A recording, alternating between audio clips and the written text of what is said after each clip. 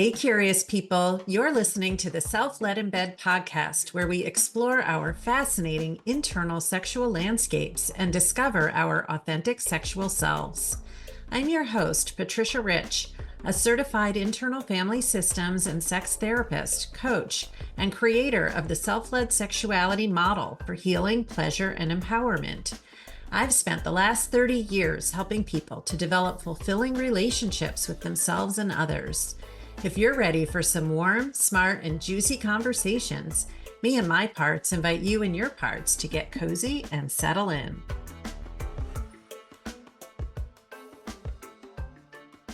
What does it really mean to be self-led? And how can we tell if we are self-led in bed or anywhere? In this episode, I am joined by Seth Kopald, certified IFS practitioner and author of the book Self-Led. We flesh this out together and explore some common burdens that may prevent us from accessing this clear and centered place that we all have inside of us and which can guide us in our lives. Seth shares his life experiences that have fueled his passion for this work, as well as some tips for parents and intimate partners who would like to feel more self-led.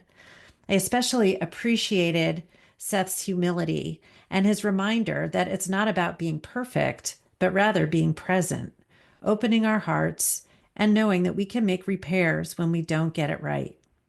Seth holds a PhD in organizational management with a specialization in leadership and a master's in education.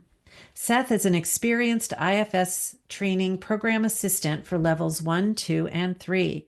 He's also been on Dick Schwartz's staff for multiple retreats and facilitates his own retreats and workshops. Seth's specialties include self-led parenting, leadership, parts art, spirituality, and creating spaces where people's parts feel safe and understood. Please join us for this warm and meaningful conversation.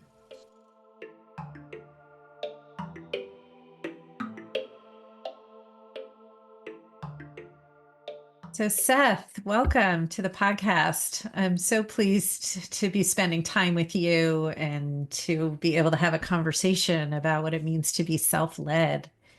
Thank you. It's so great to be here and nice to see you, Patty. Yeah. And can you share with listeners where you're located? Just a little bit about yourself. So I live in Ann Arbor, Michigan. I grew up outside of Detroit. Lived in Michigan a lot of my life. Lived in Oregon for 10 years, then came back to Michigan once we had kids. I'm divorced, remarried, and now we have this blended family, which is really beautiful. I've been an IFS practitioner now since 2012. Is when I did my level 1 with Dick Schwartz and Paul Ginter. And I've been seeing clients since like 2007. Prior to that, I used IFS in educational settings, mostly in Head Start programs, which is a federally funded childcare program for people in poverty. Um, and yeah, look, I really enjoy working with parents, teaching self-led parenting and coaching parents. A lot of the work I've been doing recently is helping parents who have adult children that they don't have a solid relationship, or there's some estrangement, and helping them come back together, which has been very gratifying. Uh, Mhm. so yeah. Cool. Yeah. Yeah.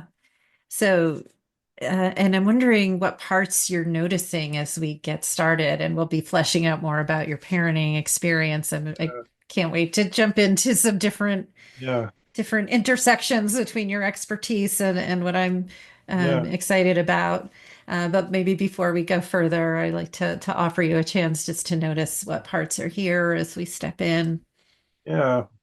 Well, I don't have I feel some slight nervous parts, as I always do at the beginning of these podcasts. Um, I do have some heaviness in my system just because I found out my mom is going to be probably entering hospice here in the next few days. Mhm. Um, and some gratefulness that ourselves have been kind of estranged. And so that I'm going to be going to visit her this weekend. So it feels like that's an opportunity for connection. Mm. I feel like I've been guided to kind of heal some of that, even if she's not aware of what we're healing, um, maybe before she passes. which would Mm. heal a lot of my parts as well. Wow. Thank Yeah. you. Yeah. Welcome to your parts, to yourself, to all of you. And thank you for sharing that. Hmm. I appreciate that, how that's, it's Yeah. here, as we would might say, like in the field, right? That heaviness that you're feeling. And also that example of how it's never too late to really try to become more self-led, Hmm. or do some healing in a difficult Yeah. relationship. Yeah. 100%. Parts Mhm. that, are kind of letting me know, like, well, of course you want to do this work with people and help their parenting relationships and why you've devoted yourself to parenting. Because, Mhm. my all of my wounding has been around lack of attunement, not really Mhm. been parented, Mm. or even feeling like I had a mom, so it gets kind of Yeah. deeper and deeper as we go. Yeah. Yeah. So it's been great trailheads to, Mm. find ways to be self-led and to be with my parts. And Mhm. even just Yeah. today, I spent time with an infant part in a movement class, just really helping it feel accepted and loved. Mhm. Yeah. Yeah.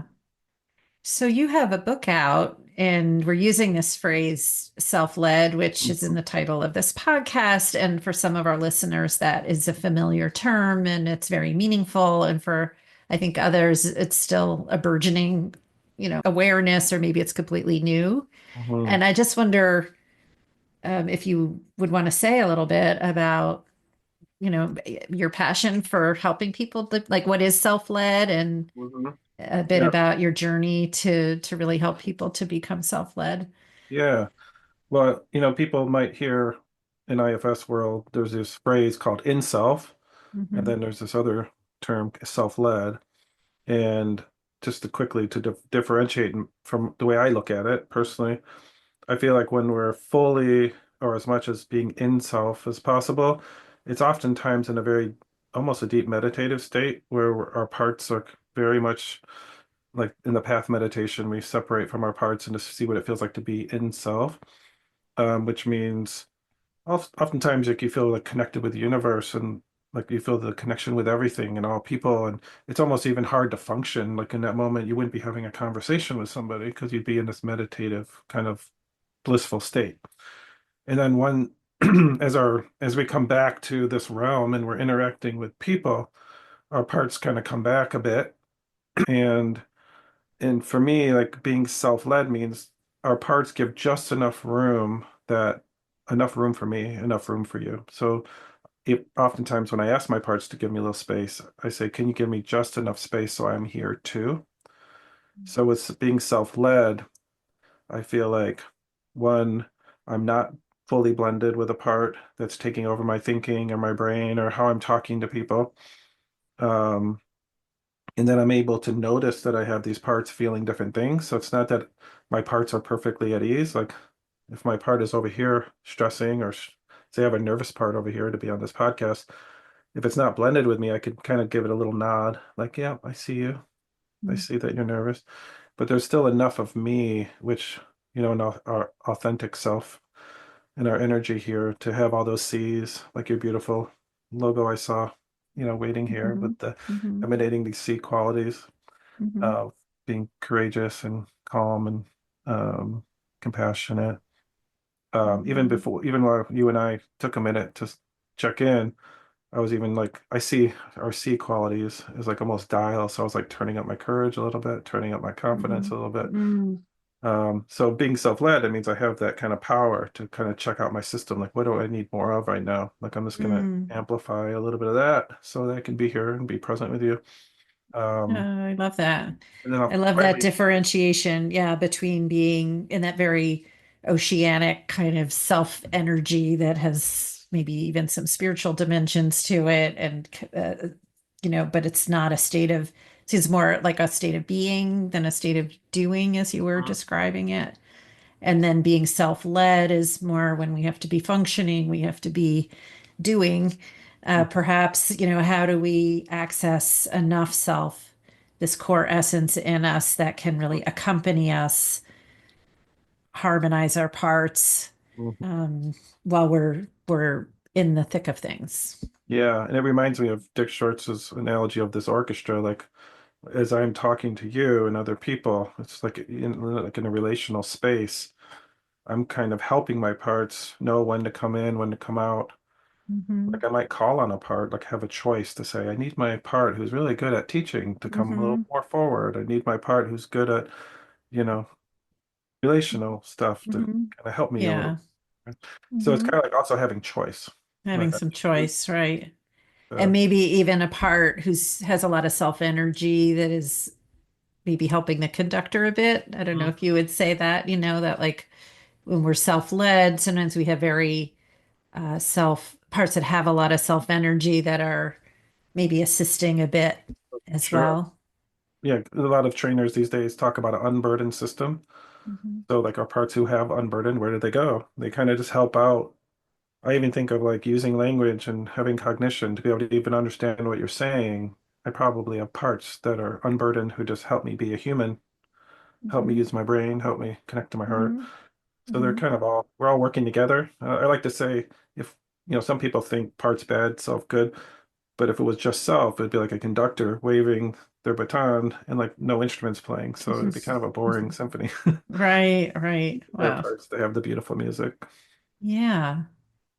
So I love that. And this podcast is bringing together this notion of being self-led with in bed, right? So kind of bringing self-energy, self-leadership into sexuality. And that could be Mm, actually during sexual activity, but it also could be navigating the many realms where we have to, in some way, maybe talk to children. If we're parents or teachers, maybe we need to talk to children or adolescents about their bodies and sexuality, or maybe we need to talk with partners, or, so how do we access, I'm curious about any, a part of me wants to say tricks. I have mhm. parts that want to look for tricks and shortcuts, even though that's other parts say, well, Yeah. that's not exactly it. Uh-huh. But how do we help ourselves to access self energy when we're dealing with a topic that might be very charged Mhm, mhm, mhm. for us and Yeah. or the person we're with? Yeah, 100%. And this is this, we all have these realms that are harder for us to be self-led in. Like when we're with our parents, like our parts might really crowd in tight and it's hard to be self-led. And might be in the realm of sexuality, like our parts might crowd in because of our past and our history. So I would say the sexuality realm is still like a learning curve for me to be as self-led as possible. Mm-hmm. Um, but what I noticed is as I was thinking about this, how, one, we in IFS, we always try to notice what's happening in our body. So for me, you know, to know if I'm self-led, a lot of times I kind of look at, I look for certain indicators. One is do I have an agenda? Like, am I really trying to make something happen? And oftentimes making something happen is really, I don't want to really say selfish, but it's more like self-serving. Like this is for me, like it's protecting me if I have an agenda. Mm-hmm. Um, and even noticing how the other person's responding to me. Like when somebody is responding in a way I didn't hope for, like I was thinking, if I do this, you're gonna be Mm-hmm. so happy and so thrilled. But when we get a negative reaction from the other person, I'm often like, oh, that's an indicator to check in, like what's happening. And then for me, the quick way, like might call it a hack or a trick, is like just to even notice like where's my attention coming from? Like, am I seeing myself and my partner or the world more from my head or more from my heart? And I notice like if my attention is much more in my head, like I'm really thinking through this and trying to figure out how to be comfortable in this moment with this other person, or how do I help them or make them do what I hope they do? Um, then oftentimes I say, what would happen if I just kind of let my attention drift down or almost like an elevator down into my heart space? And if I perceive this moment from my heart, what happens? And in some ways, it goes a little bit against traditional IFS, which is notice which parts you have, ask them to step aside, which Mm-hmm. is definitely a beautiful way because when they do, if they trust us, they often will. But this is like, for me, almost a shortcut. Mm-hmm. And I think it works especially well if you are like getting to know your parts and they get to know you, because it's almost like saying parts are getting to know self and are noticing, wow, there's this emerging leader here. This leader keeps showing up, or this caregiver, like a beautiful, loving-hearted caregiver, like the ultimate parent, shows up in the system. And then when I say to myself, my parts, hey, or if they notice me dropping into my heart, it's almost like, oh, he's showing up now. Like he's Mhm. intentionally bringing this essence forward. And my Mhm. parts tend to naturally step back. Mhm. Um, it's almost like, oh, you're going to come. That's great because we know you. Mhm. So for some people, it Yeah. might take some time to get to that space. For Mhm. some people, it might drop into their heart and feel lots of pain because that's where a lot of their wounding is, or like parts Mhm. are really close to the heart. So it's almost like teasing out, like, okay, is that a Mhm. part right there that, or is Mhm. that like in there, around there, there is an open, spacious place for the Mhm. heart, but sometimes parts kind Yeah. of crowd. Um, Mhm. I guess that's a big Yeah. one. Yeah. Yeah. I I want to interject there for a minute. A few things, I guess. When Yeah. I'm just appreciating that, I could almost feel it in my body, just that dropping down. And of course, I'm seeing you on video, even though the listeners aren't going to be seeing you. And I'm kind of noticing your energy kind of settling in some way as you're naming that. Does it feel that way? Like when you Yes, talked about the 100%. head and then going into my heart and then sort of Yeah. just felt like something like landed Yes, 100%. in another way. Uh-huh. So this Oh, can be a yeah. very felt. So there's a quality here and of it, and one of the skills, which is often, if it's some people very naturally tune into their body sensations, can easily notice where they're coming from at a given moment. I'm really in my head, or I'm really, I'm noticing I have, um, uh, I have a, I have a grandmother word coming up, which is spilkus. Mm, Like I have this rumbling in my stomach, like someone might notice that yeah. readily. And for other people, it's a very inaccessible notion, Hmm. right? To notice kind of what's happening, what am I feeling in my body, or how that relates to this moment, this exact moment, right? So, Yeah. Yeah. And so in those cases, I might, if someone was my client and they didn't really have access, I might even just say, just notice how you're thinking. Like, is there like a urge, like urgency, mhm, like I have to, like I need this to happen? mhm, Like when you mentioned that dropping in, you saw that with me, what I heard, like in my, I don't know if it was a part helping in my head, but I heard like, oh yeah, I'm not worried anymore.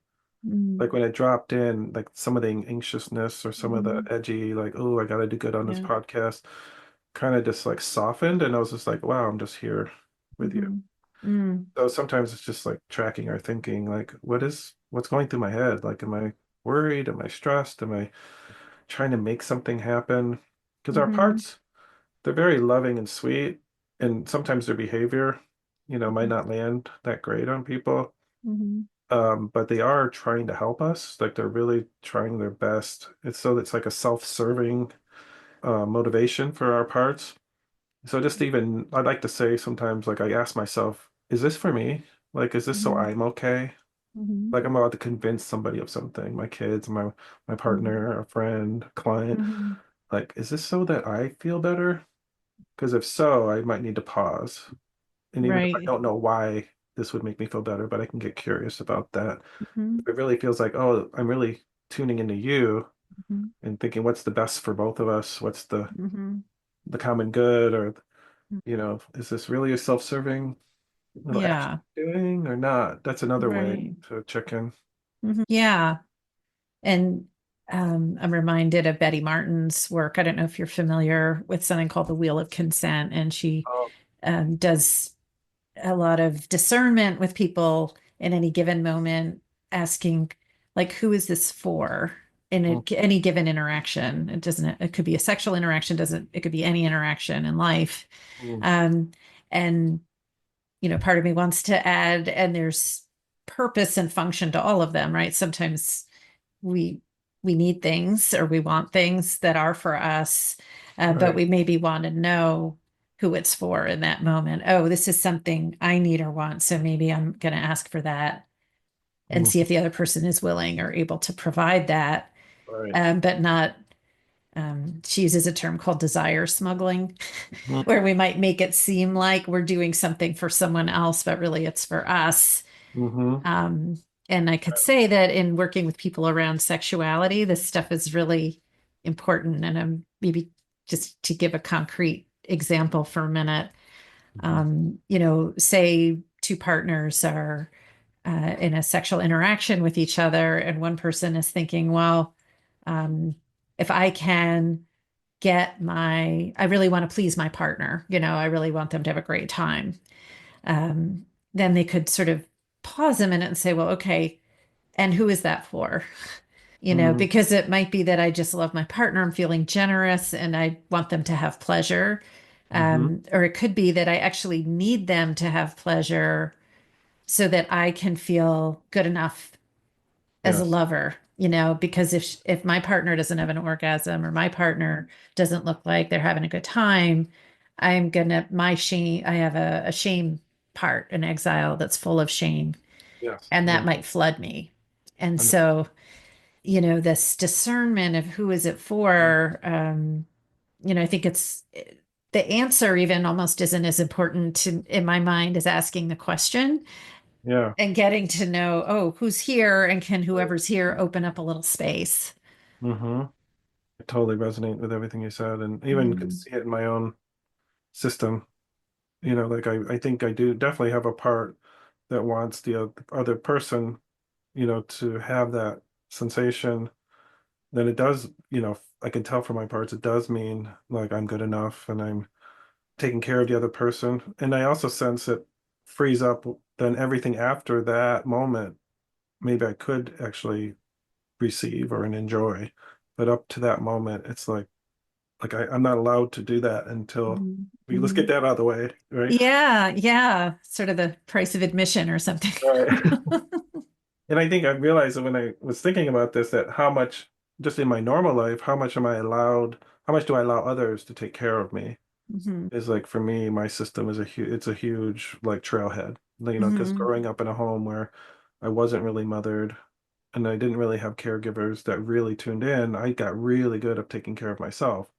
And I actually had a lot of self-energy, and I feel like I definitely have my own traumas, but luckily my parts were like preserved self-energy was how they handled my life growing up. But they learned like other people can't help with that.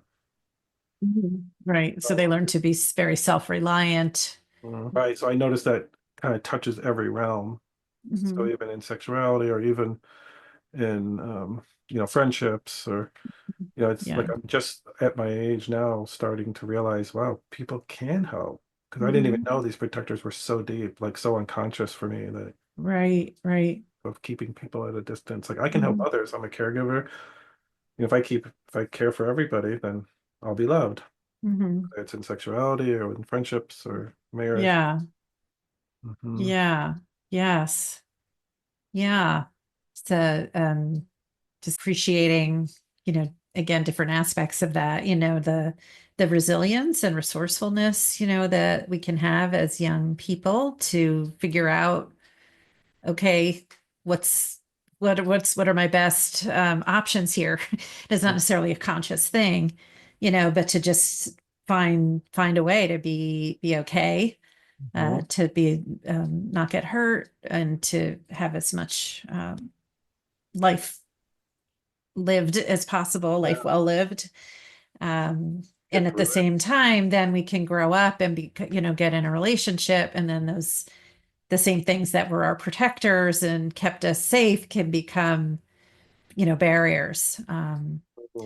If I Yes. go back to that example I was giving for a minute, and we imagine being the partner in that situation, how does it feel to know that your partner is so eager to please you, and that if your body doesn't do the thing, that your partner wants or needs you to do, that. Um, and also, hopefully get into a place where we're skilled enough to have these conversations where we tell our partner about our parts that are struggling or that are hurt or that are upset or even angry versus letting the part speak out of our mouth, which often It's almost like gives an invitation to the person we're speaking to for their parts to get activated and to come back at us. Mhm. Sometimes we can be so like confused because I was like, I'm just expressing how I feel. Why are you getting so defensive? And why are you coming back at me with all this stuff? I'm just trying to tell you how much I'm hurting.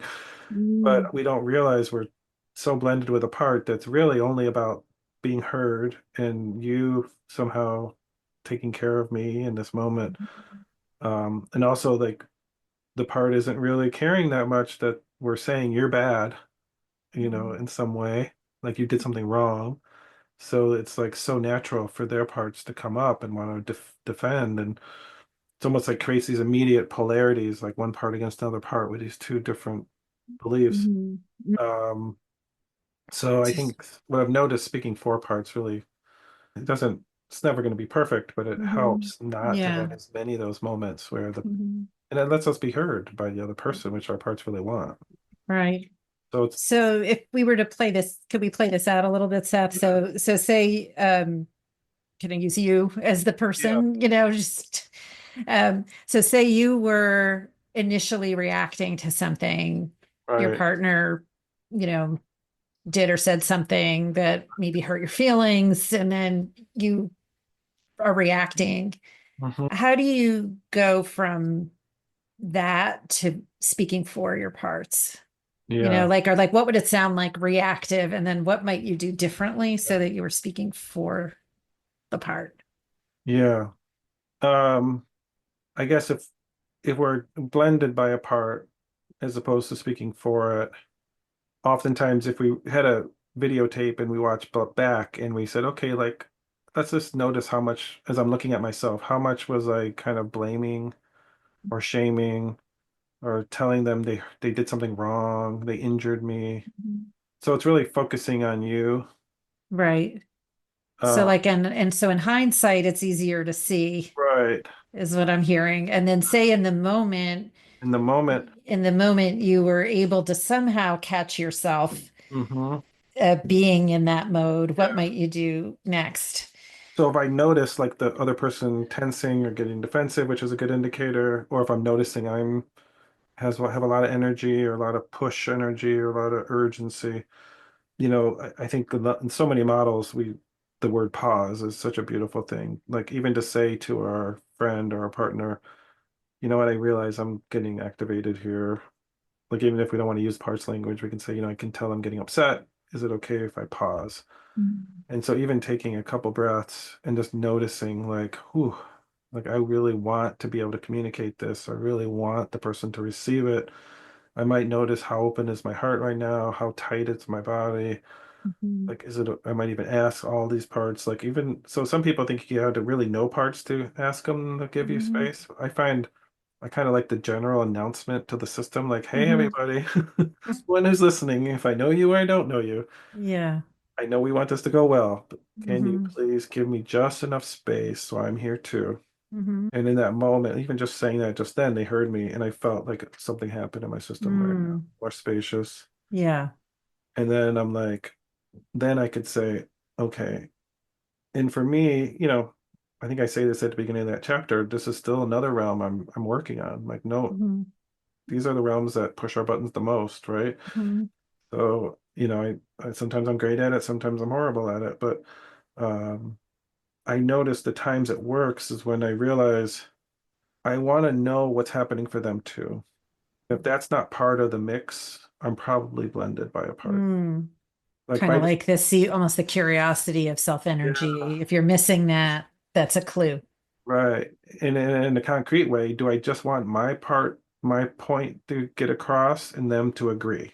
If Mhm. that's the only goal I have, I probably need to pause again and like go, ooh, who's Mhm. so close that I'm not even open to hearing what's on the other side. Or Mhm.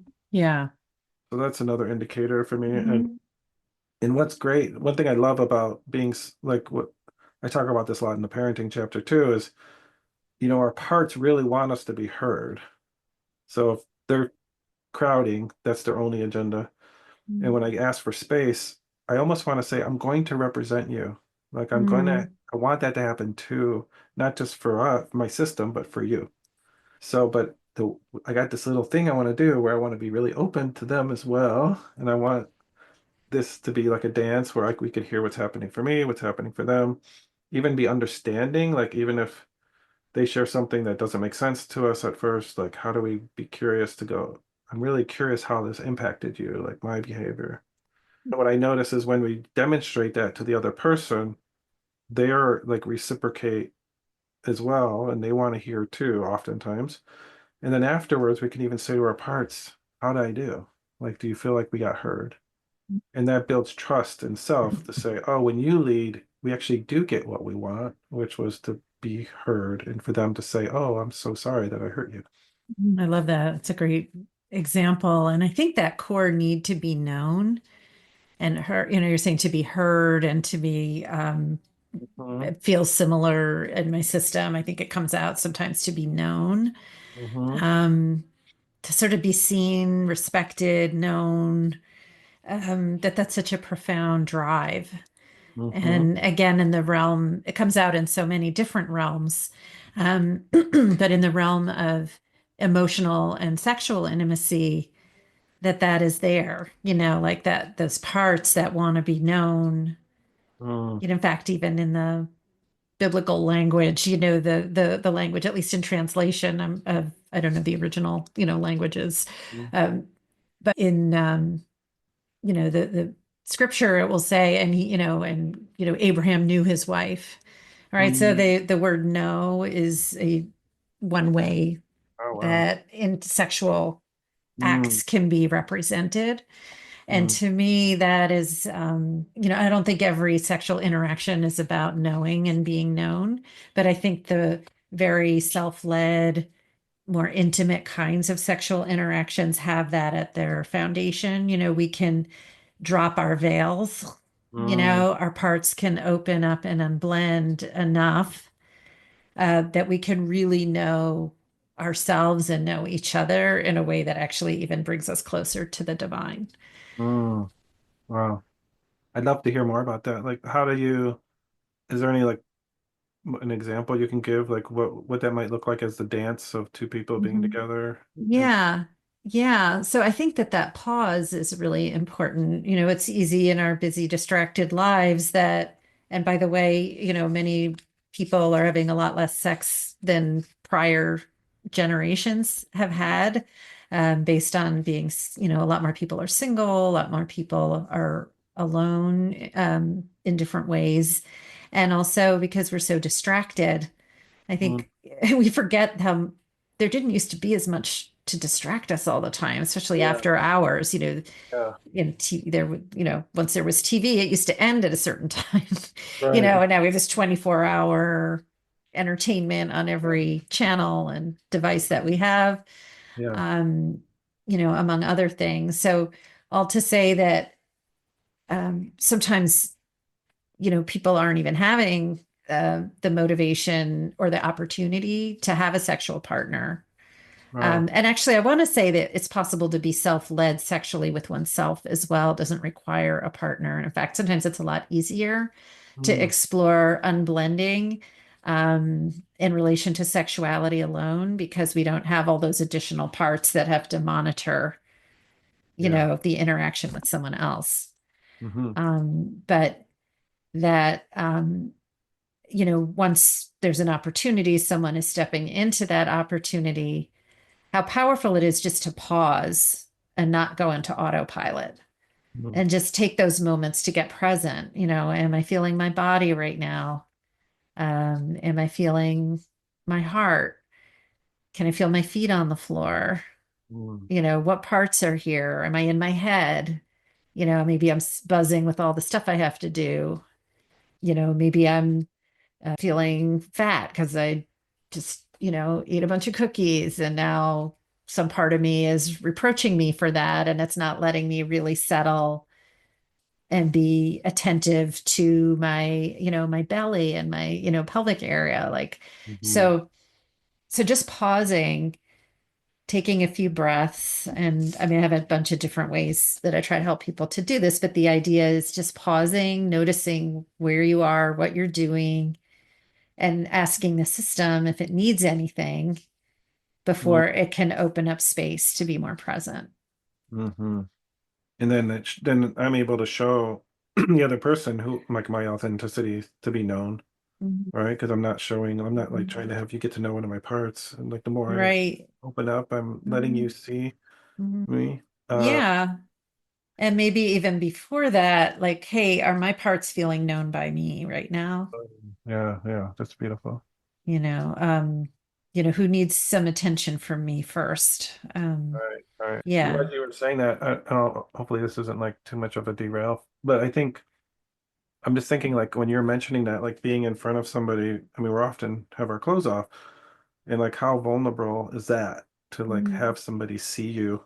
Mhm. And then that made me think, how many of our protector parts, like that's their job, is to Mhm. not let you see my vulnerability. Mhm. Mhm. Yeah. And so like this is like in the face of all of our Mhm. protectors. Like I'm Mhm. like standing here with no Yeah. clothes on, like Yeah. how vulnerable is Yeah. that? And to have you Absolutely. relax and not perform or not, Mhm. let's turn off the lights because I don't want you to see this. Yeah. I And those want to see perfectionistic that. parts that you mentioned earlier too, who can be really ruthless critics, of our own bodies, or maybe even to the dismay of some of our parts of our partner's bodies, like we can have those critic parts. Um, so yeah, absolutely. This exposure. Yeah. And I'm wondering Um, how many people out there listening, like even have dissociative parts that like, okay, if I'm mhm, going to do this act, I need to somehow go away mhm. to, because I Yeah, it can't be seen, but I can go away into the pleasure even like, and right. not realize that you're like to know you and for you to know Hmm. me, that means I have to like look at or Right. even sense that there's this body that has no clothes on right Hmm. next to me. Right. And mine, I don't have any clothes on. So like, how do we stay present with that, Yeah. Yep.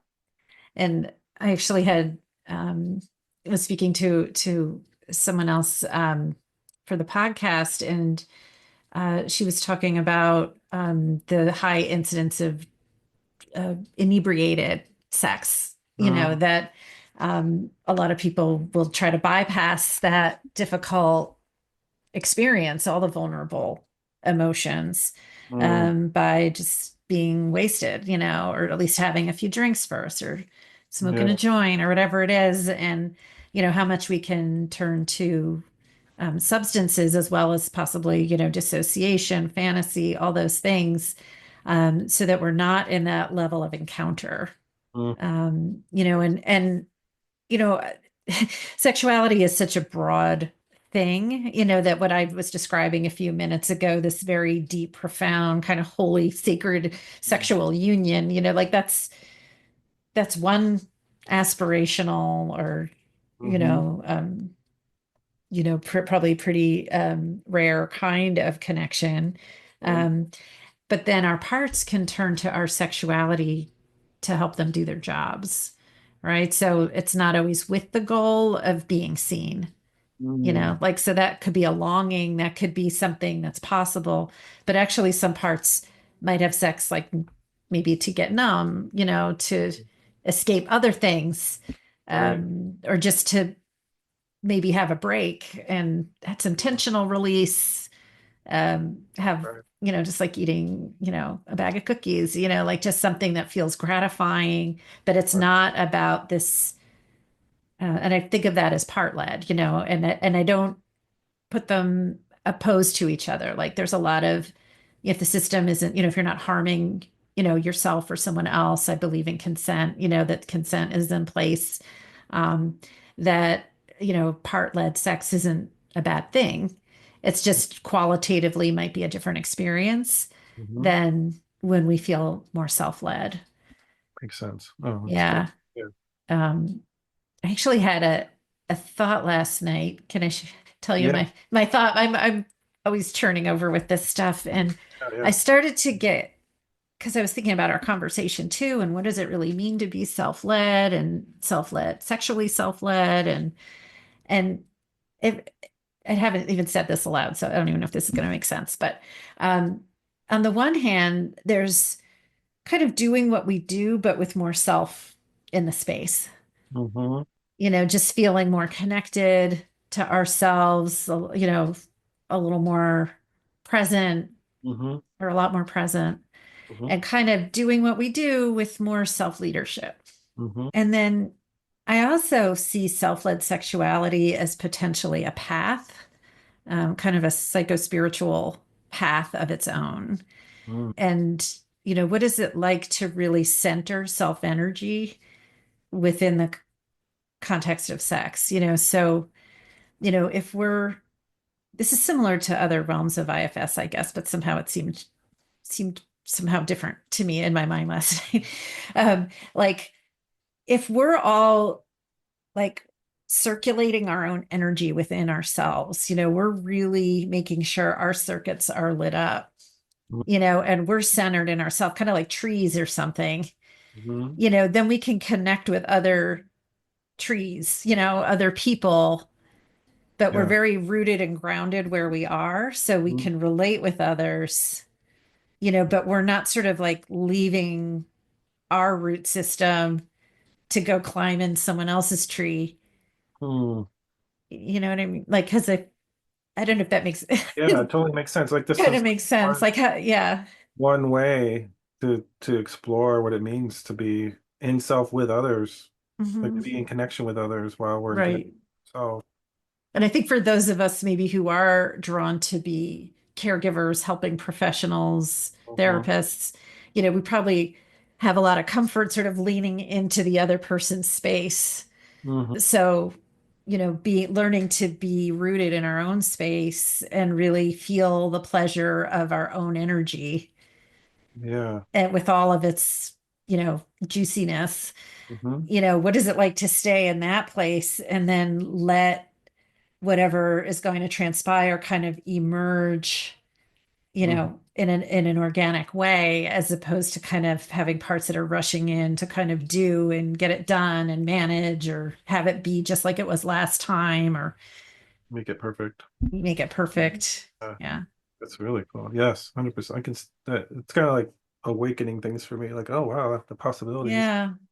And I Wonderful. think this notion of trust and safety, I think for a lot of people, and I appreciate your, again, sharing from your childhood, being self-reliant. I think we're in a time where a lot of people don't feel so much security in their intimate relationships. Hmm. And so finding security in ourselves Right. Hmm. is often safer. And I think we can do that in a way that like reassures our parts so that it's not as risky to open up to someone else, take my clothes off in front of someone else and be seen.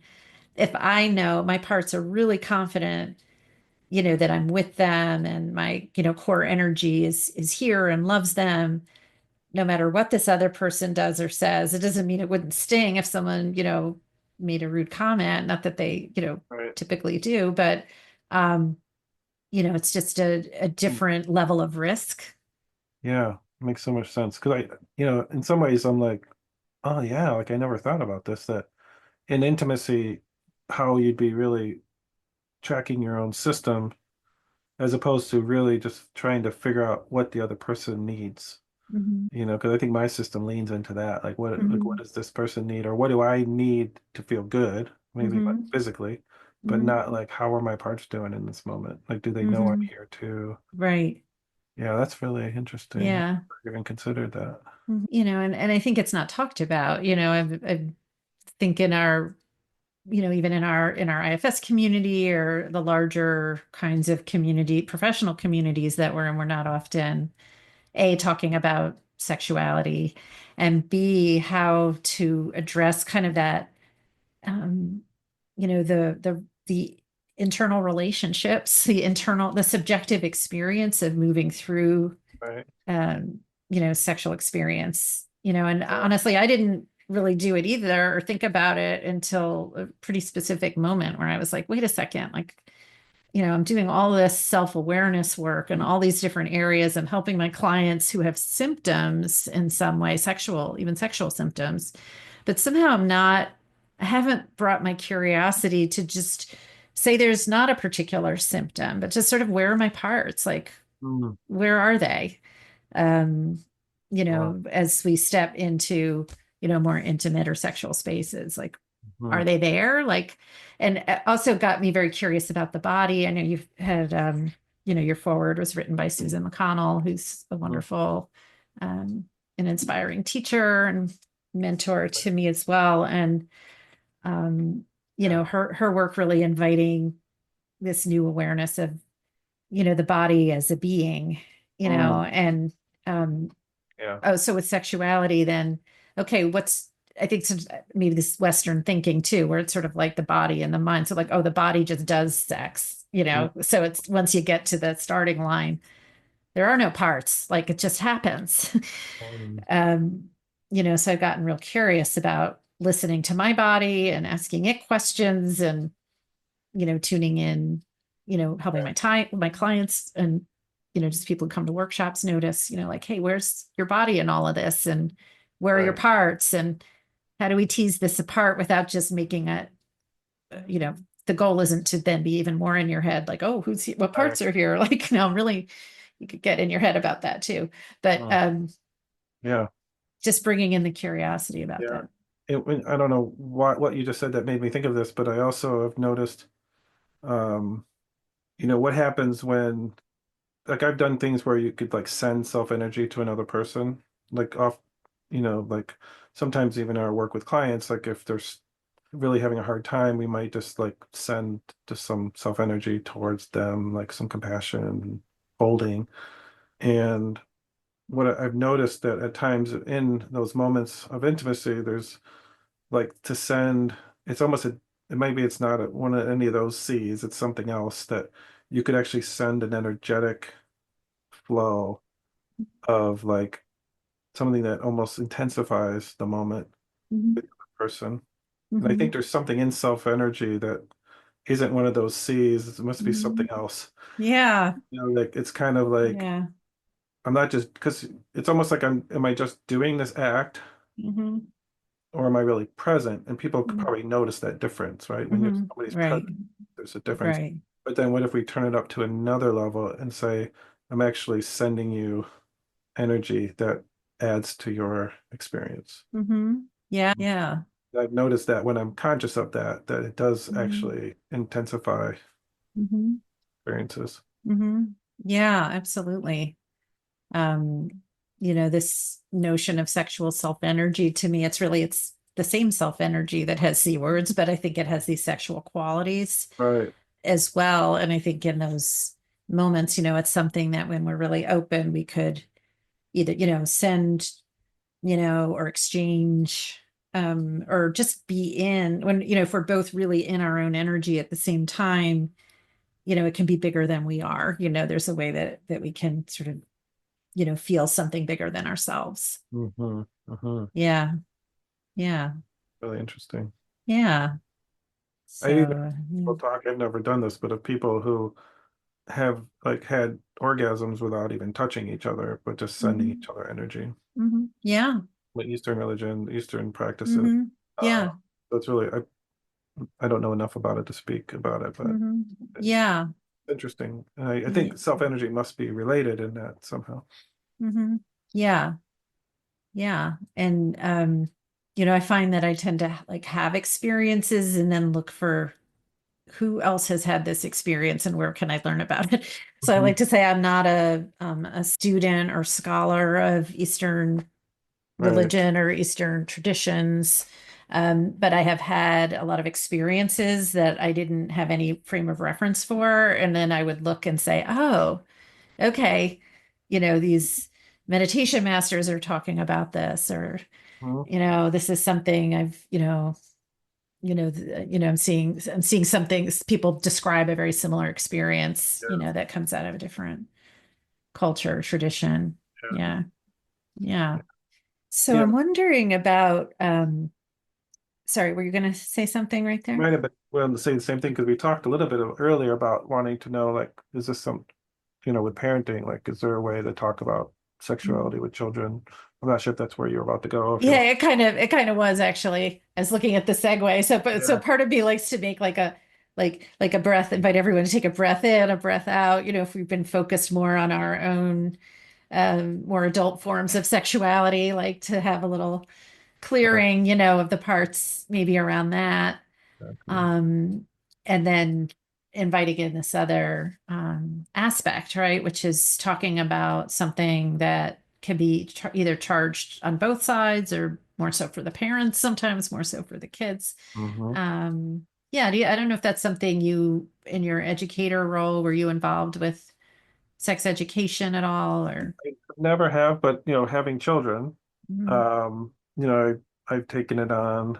Um, I think, for me personally as a father, I do believe there's a lot of like influence of like maybe I'll call it patriarchy on sexuality in our culture.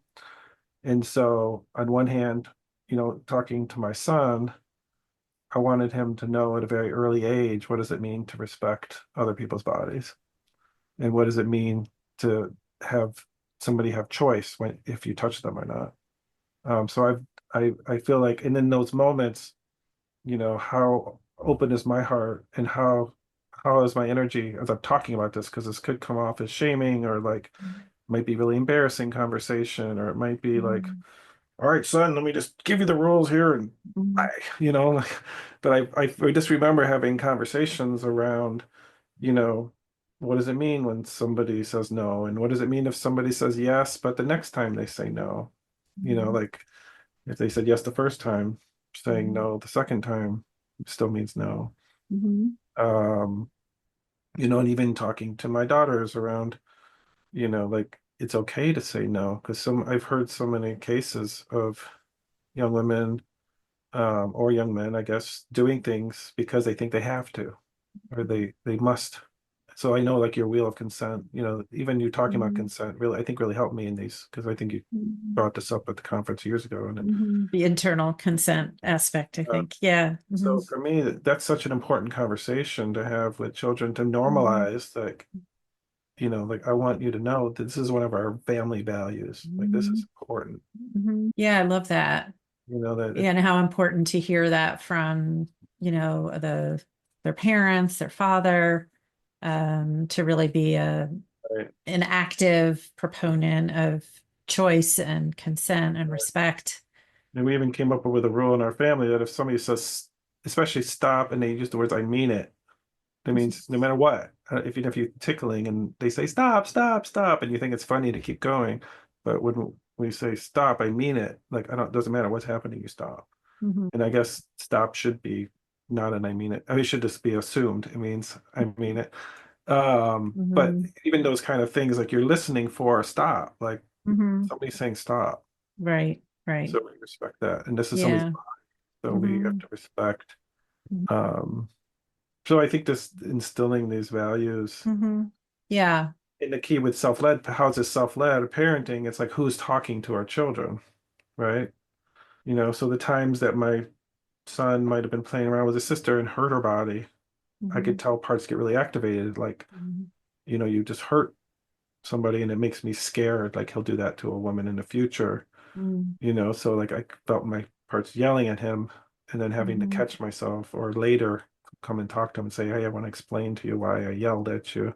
And I Mhm. think I had a part that got really scared that if you hurt her, you're going to hurt other people. What does that mean about you? What does that mean about me as your parent? Mhm. So I just want to back up and want to apologize that I wasn't able to talk to you in that moment. Mhm. But two, I do want to share, if you're open Mhm. to talking now or not, let's talk later when you're ready to Mhm. hear it. Like, what is Yeah. the values here? Like, what does it mean to like not hurt people? Mhm.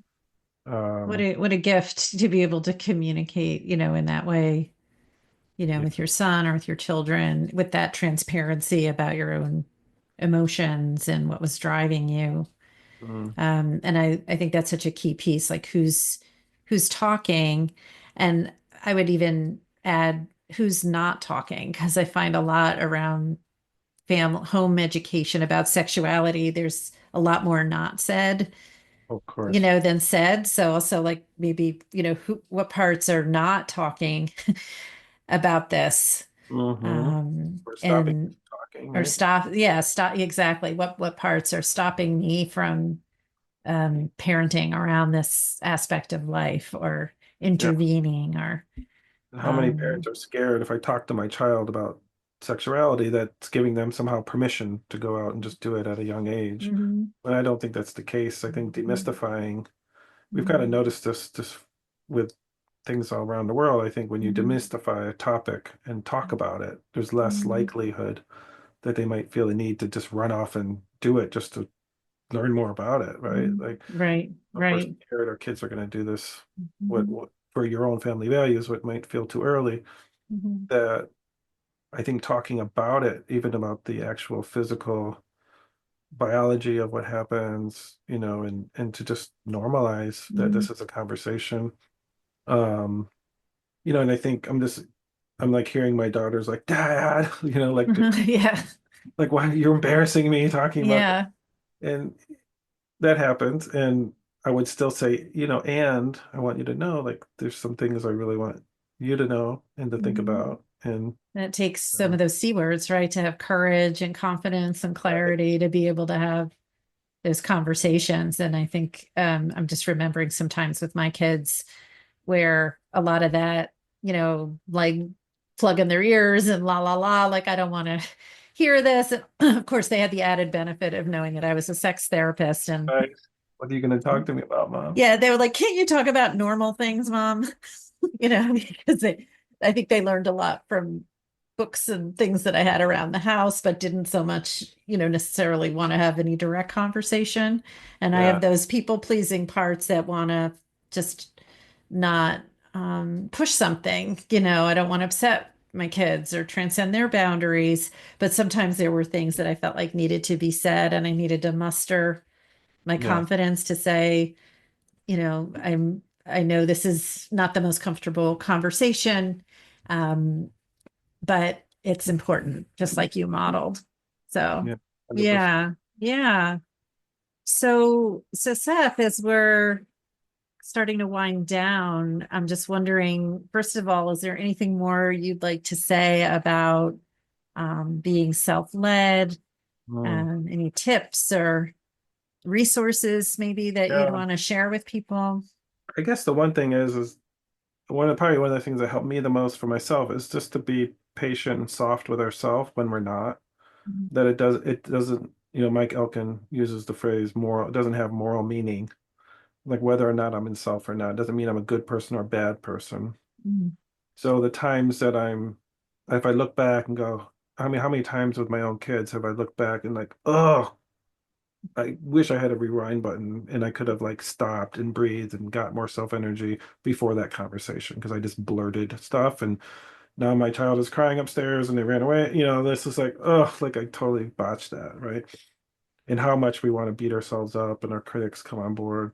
But if we can hold even in that moment to say, well, what if I get some space and say to my parts, yeah, we're gonna do better. Like we're gonna keep trying.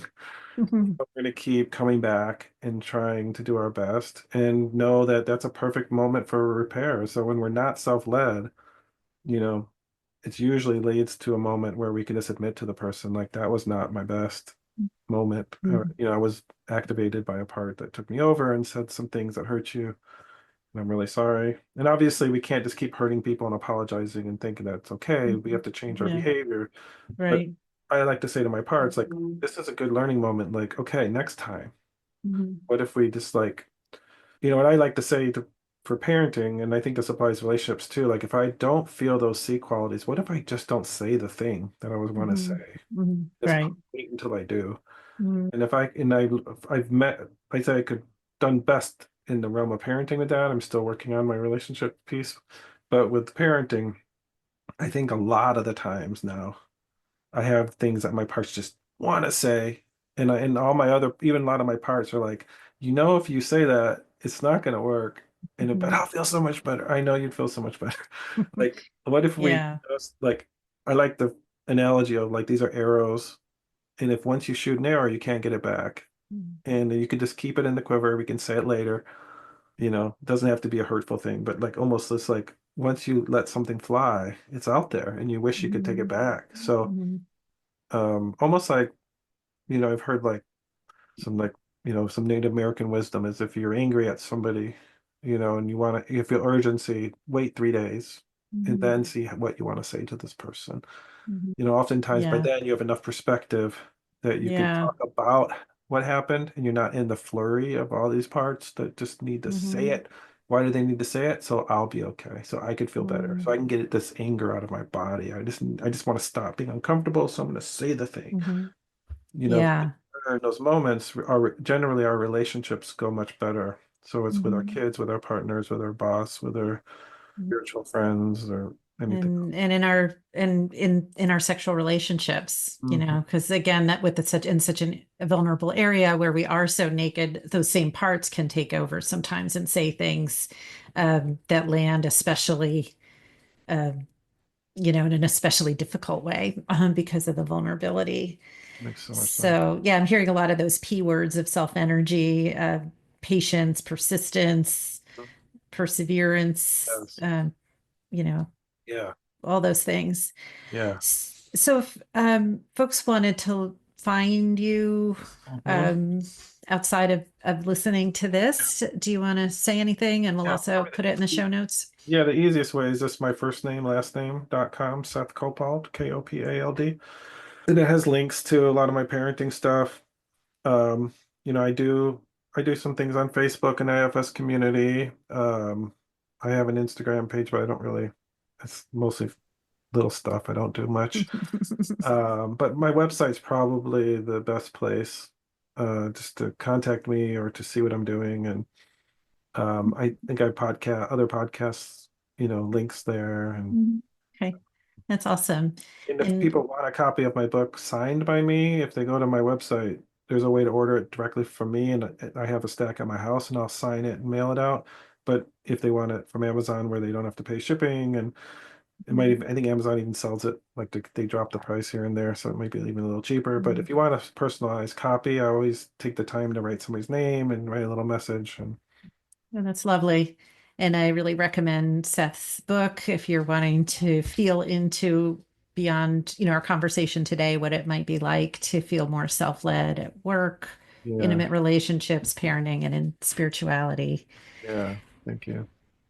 So if you were going to be doing something that wasn't work and doesn't need to be a sexual thing, but something that you find pleasurable, Mm, as we're heading into the weekend here, yeah. did anything come to mind?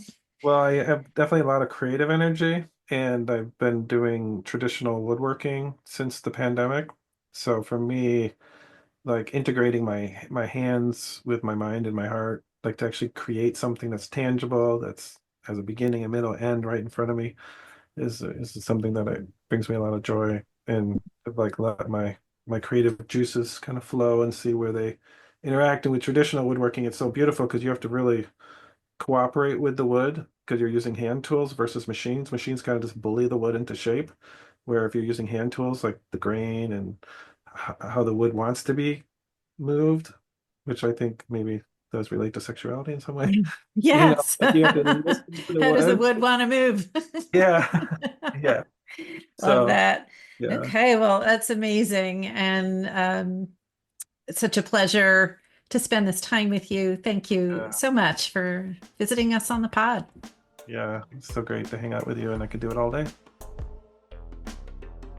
Thank you for listening to the Self-Led in Bed podcast. Check us out at www.patriciarich.com/podcast, where you can sign up for a free guide to the 6 S's of sexual self-energy.